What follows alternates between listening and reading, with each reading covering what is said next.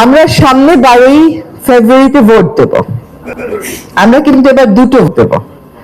একটা ভোট হচ্ছে আমি কোন প্রার্থীকে আমার সংসদ সদস্য বিবেক বুদ্ধি কাজে লাগিয়ে এমন ভাবেই ভোট দেবেন যাতে আর পস্তাতে না হয়।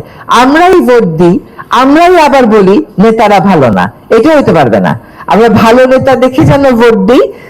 প্রথম নির্বাচনটা সম্পর্কে, সাধারণ নির্বাচন সম্পর্কে আমাদের এটাই থাকবে আপনাদের কাছে আবেদন। দ্বিতীয়, ওই একই দিনে যে দ্বিতীয় ভোটটা দেবেন সেটা হচ্ছে গণভোট। এটা হচ্ছে বাংলাদেশের ক্ষমতার যে ভাগটা আছে সেই ভাগটাকে শাসক গোষ্ঠীর থেকে জনগণের দিকে বাঁক খাওয়ানোর একটা সিদ্ধান্তের সময়।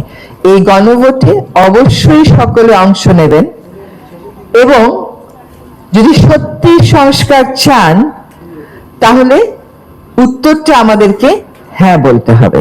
যদি হ্যাঁ না বলি, চুপ করে বসে থাকি, নিষ্ক্রিয় থাকি বা না বলি, তাহলে ক্ষমতার যে ভারসাম্যটা আনার প্রয়োজন এই সমাজে, সেই ভারসাম্যটা আনবার সুযোগটা আরো অনেক বছরের জন্য হয়তো আমরা মিস করে ফেলবো। কাজেই যে সংস্কারগুলোর প্রস্তাবনা করা হয়েছে নিজেরা পড়বেন, বুঝবেন।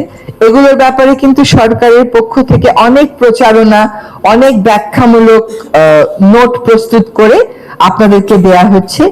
গণভোটে সকলকেই অংশ নিতে হবে এবং আপনার মতামত জানাতে হবে। যদি সংস্কার চান তাহলে গণভোটে যেতে হবে, সংস্কারের পক্ষে মতামত ব্যক্ত করতে হবে।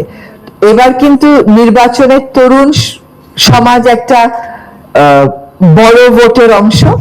এই তরুণ সমাজ যেভাবে আমাদেরকে স্বৈরতন্ত্রের, স্বৈরাচারের কবল থেকে বের করে এনেছে, এই তরুণ সমাজকে সেভাবেই গণতন্ত্রের ভিতটা সংস্কারের মাধ্যমে শক্তভাবে প্রস্তুত করতে হবে। শুধু স্বৈরাচার চলে গেল তাতে খুশি হয়ে বসে থাকার কোনো সুযোগ নাই, কারণ এই দেশে আগেও স্বৈরাচার বিরোধী আন্দোলন হয়েছিল। আমরা এখনো নূর হোসেনের কথা বলি তো, আমরা এখনো ডক্টর মিলনের কথা বলি তো, এরকম আরো অনেকে আছেন যাদের নাম এই মুহূর্তে বলছি না, লম্বা তালিকা। ফলে স্বৈরাচার বিরোধী আন্দোলনে সফল হওয়ার সাথে সাথে দেশে গণতন্ত্র চলে আসে না। দেশে গণতন্ত্র চলে আসতে প্রত্যেকটা নাগরিককে তার ভোটাধিকার প্রয়োগে সচেতন এবং সতর্ক হতে হয়। আপনাদের ভালো বুঝে আপনারা সাধারণ নির্বাচনে ভোট দেবেন, আর গণভোটে সংস্কারের যে প্রস্তাবনাগুলো আছে যদি সত্যি ক্ষমতার ভর শাসক গোষ্ঠীর কাছ থেকে জনগণের কাছে নিতে চান তাহলে সংস্কারের পক্ষে থাকবেন। আপনারা, আমাদেরকে অনেক ভয় ভীতি দেখানো হবে যদি নির্বাচনে আমরা না যাই, ভোটাররা যাতে ভীত হয়, তার কিছু আলামত তো ইতিমধ্যেই আমরা পেয়েছি। এই ভয়কে জয় করেছিল বলেই কিন্তু জুলাই আগস্ট সফল হয়েছে। এর আগেও কিন্তু আন্দোলন হয়েছিল, সেই আন্দোলনগুলো চূড়ান্ত সফলতার মুখ দেখেনি। তার কারণ হচ্ছে ভয়কে তারা জয় করতে পারে নাই। ভয়ের নানান রকম মাধ্যমে ভয় দেখানো অব্যাহত ছিল, এখনো কিন্তু ভয় দেখানো হচ্ছে। এই যে ভয়, এই ভয়টাকে আমাদের জয় করতে হবে। বাংলাদেশের মানুষ বারবার ভয় জয় করেছে, সুতরাং এইবারও আমরা জয় করব। এবং তরুণেরা আমাদের জন্য যে আত্মাহুতি দিয়েছে, যে আত্মবিসর্জন দিয়েছে, সংস্কারের পথটাকে বেছে নিয়ে গণতন্ত্রের ভিত্তি রচনাতে সামনের 12ই ফেব্রুয়ারি যে গণভোট, সেই ভোটে আমরা আমাদের সিদ্ধান্ত প্রয়োগ করব। সকল কাজটা সেটা হচ্ছে জলাভূমিগুলো উদ্ধার করা, কিন্তু এটা তো নাগরিক সহযোগিতা ছাড়া সম্ভব হয় না। তাই যদি উদ্ধারের পর জনসাধারণ যারা এলাকাতে থাকেন তাদের যদি সহযোগিতা না থাকে তাহলে এটা ধরে রাখা যাবে না। তাই তাদেরকে জনসম্পৃক্ত করা দরকার এবং জনসম্পৃক্ততার মধ্যে দিয়েই কিন্তু নাগরিক সুযোগ সুবিধাগুলো সবার কাছে পৌঁছে দেওয়া সম্ভব, এছাড়া সম্ভব না। 1.5 বছরের মতো আগে ঢাকার রাস্তায় ছাত্ররা, শ্রমিকরা এবং জনসাধারণ রক্ত দিয়েছিলেন বাংলাদেশের পরিবর্তন আনার জন্য। সেই পরিবর্তনের লক্ষ্যে অন্তর্বর্তীকালীন সরকার চেষ্টা করেছে। আপনারা রিজওয়ানা হাসানের কাছেই শুনেছেন যে গণভোটের প্রয়োজনীয়তার জায়গায়, নির্বাচনের জায়গায় যদি আমরা আবারও গুম, বিচার বহির্ভূত হত্যাকাণ্ড, নির্যাতন এবং আয়নাঘরের দিনগুলোতে ফিরে যেতে না চাই আমাদের গণভোটের পক্ষে অবস্থান নিতে হবে, হ্যাঁ ভোট দিতে হবে এবং পছন্দের গণপরিষদ সদস্য নির্বাচিত করতে হবে। আমরা ওই বাংলাদেশটাই স্বপ্ন দেখি যে এই স্বপ্ন আমাদের শহীদরা দেখে গেছেন, যেন বাংলাদেশ আর অন্যায়ের পথে না হাঁটে। তারা ওই বাংলাদেশই চেয়েছেন যে বাংলাদেশে বৈষম্য থাকবে না। আমরা খুব বেশি কাজ করতে পারি নাই, যেটুকু পেরেছি সে কাজটা যেন স্থায়ী করতে পারি।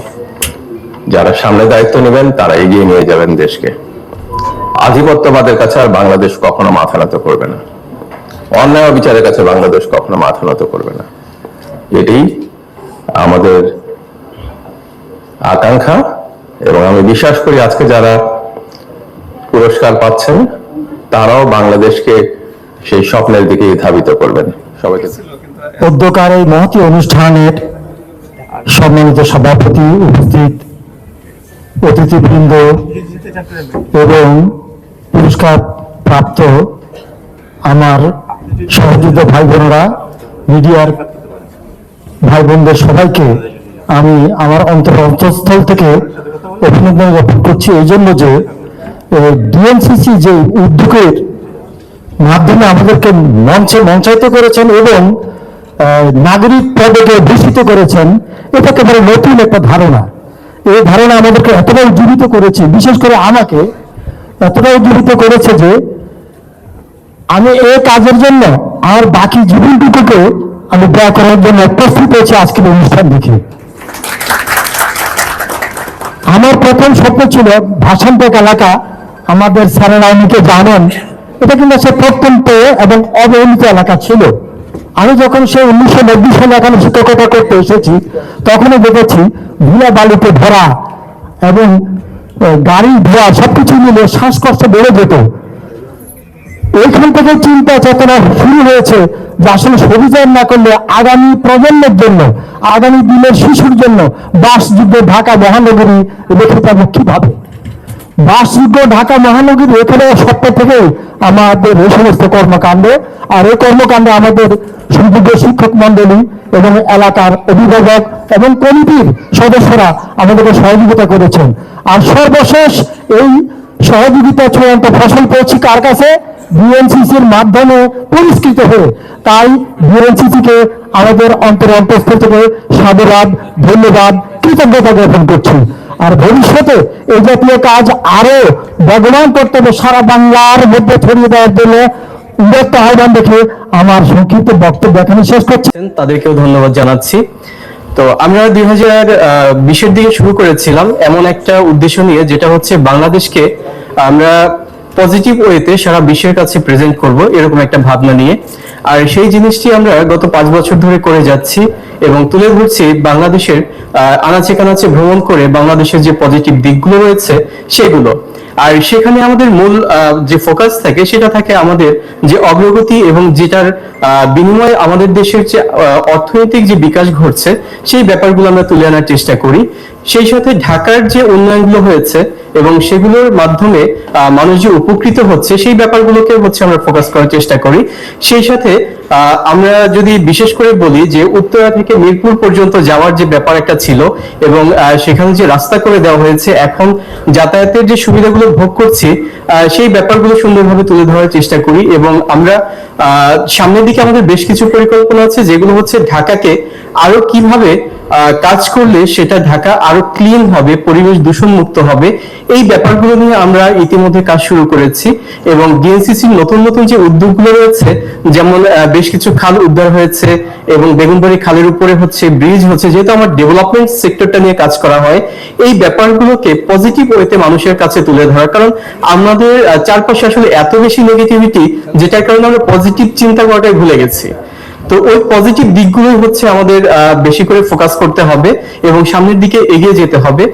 ওই ভাবনাটাই আমরা মানুষের মধ্যে চেষ্টা করছি জাগ্রত করার। সেই সাথে আমাদের এই পজিটিভ দিকগুলো যেহেতু তুলে ধরার মাধ্যমে আমাদের মাধ্যমে যেহেতু তুলে ধরছি, তাই দেশের বাহিরে যারা আছে তারাও কিন্তু আমাদের সম্পর্কে ভালো একটা ধারণা পাবে।